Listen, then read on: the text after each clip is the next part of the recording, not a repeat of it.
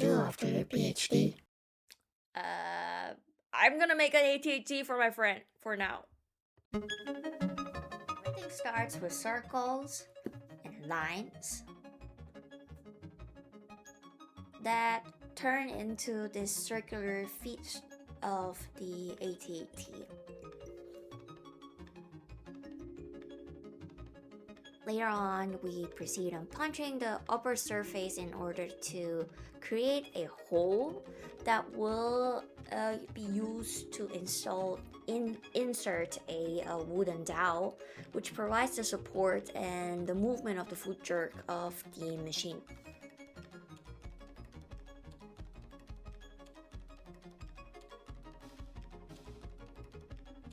And then it's drastically night, so it's already the second day where I'm doing this. And what I'm doing is that I am cutting hexagons, which are the side parts of the foot that covers this jerk of these machines.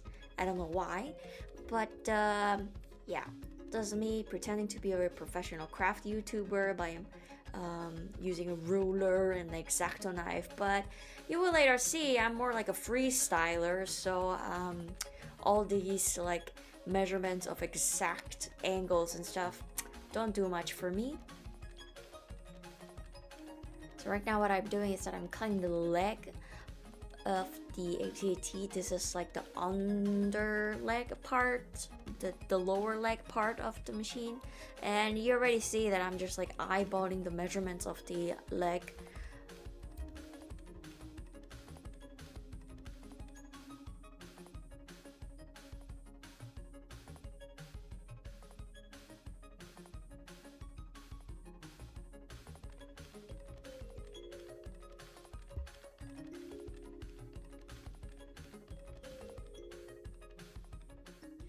And the hexagons get some bedazzling, which later one, so these will have the effects of like the screws. I think I should have made them onto the jerk, but like right now they're just flat hexagons.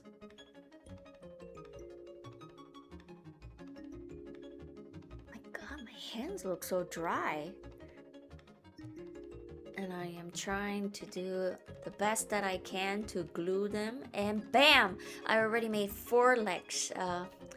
Yeah, my editing skills are just marvelous. This is my first video, and like, whoa, what happened here with the video?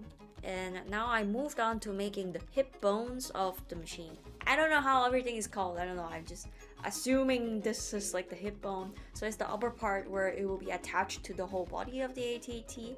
And I already made off camera the upper leg part, which is kind of like the lower part. You just needed to kind of cut the circles out of the styrofoam board and then attach the long leggy part, which I also just eyeballed and bedazzled it. And yeah, you glue everything together and then bam. So this is me trying to see if everything holds up, which doesn't make any sense because like with glue I was just gluing it. And I cut now like a rectangular base where I'm attaching each of the 4 legs. Yeah, I was not very good at this plan wise. I'm just using like super glue, which I hate. I hate it. I hate working with super glue. It's all over my skin now, and I'm trying to use some soap to get it off. It's still on my skin, and I have to cook, and it's just like horrible. And then I had this amazing idea that I would glue plastic with super glue, which is a horrible idea. Next time I would use silicone, but you know, I don't know, I just do the things as I go, just trying to figure out things, how to glue it. I just thought maybe with some support it will be better, which I also just cut by eyeballing the size freestyle. And somehow I also decided just to use tacky glue here. And yeah, I was imprisoned by the super glue there for many minutes. Right now you will only see like a couple of like seconds of me trying to do this, but yeah, this took me a lot of time. I think like half an hour to kind of glue those things in place, and I kept touching it because they were circular, but somehow I managed it. And then I turned the thing just to see that everything is kind of standing. And yeah, it worked. It worked. It worked. I was surprised. I was surprised. So yeah, I need to attach probably the last leg, and it stands! Woo! So I treated myself with some blueberries, and of course I need to bedazzle everything a little more since everything is just full of screws. In retrospect, I think maybe I should have made it in a way that it moves, but like I don't know. Yeah, so here I'm just trying to cut the base as I go because I thought it was a little too big with just no reason. It's just feeling wise, proportions were off, of course.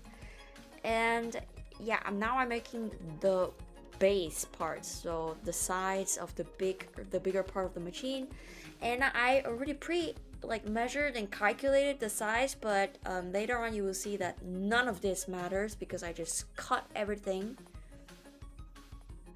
These are like the side panels that have a lot of like detailing, and yeah, so I just cut and I just added a little detailing. So this is all freestyle. I have the picture of reference in the screen, but I think at this point on I just barely look at it. I just going with the flow.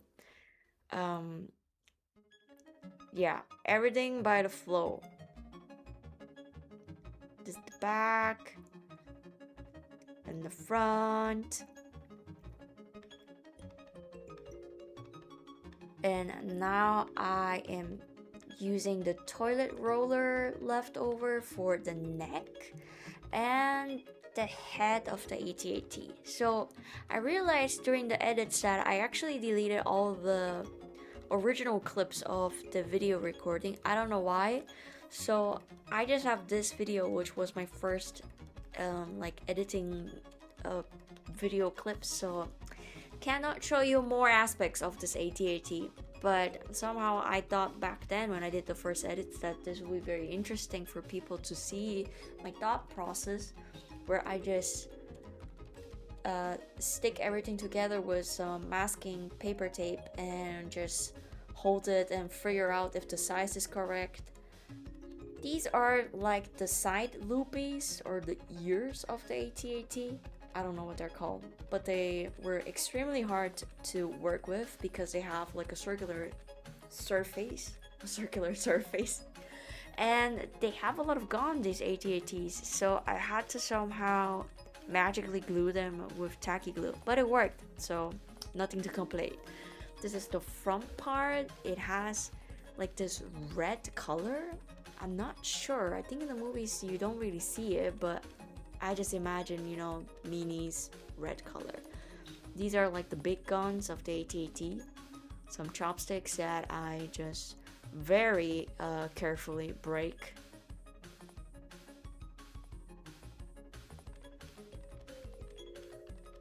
I think I got like a splinter or two in my hand that day, but like, yeah, we don't talk about that. And some detailing, which of course the other clips I don't know where they went, so that's that.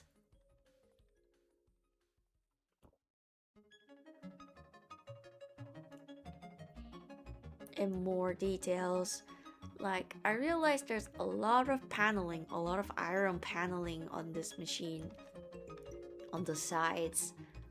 I don't know what's the use of it. I just think it's cool. I mean, I think in the original they don't even have that. It's just, you know, I'm freestyling.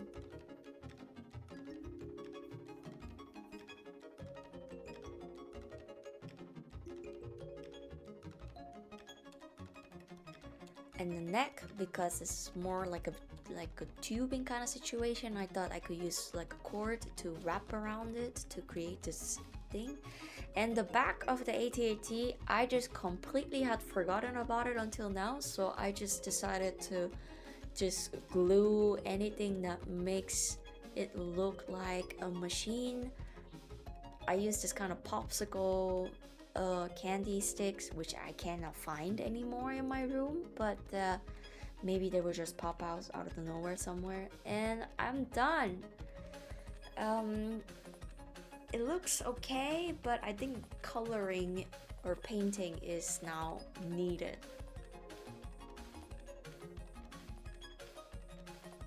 So I started first with like a primer, and I thought of taking the black because it's the dark side.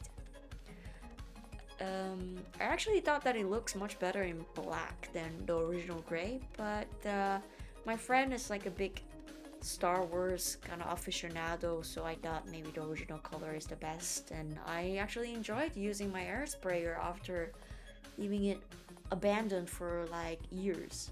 And this is the final look with the whole airbrushing.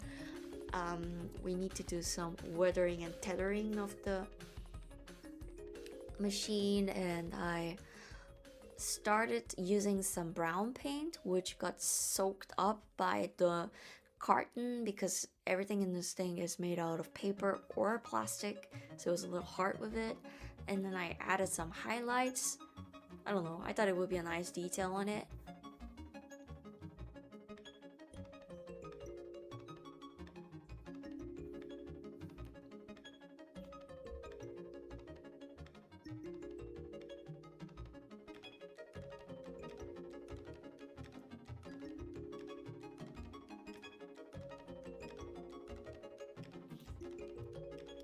And the base, I wanted to imitate this kind of wintry kind of field that they're running in.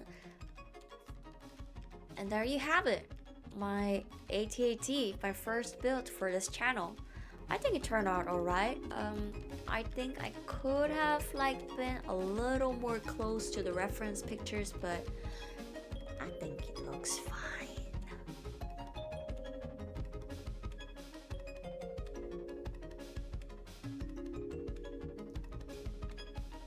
Thank you very much for watching, and subscribe. See you in the next video.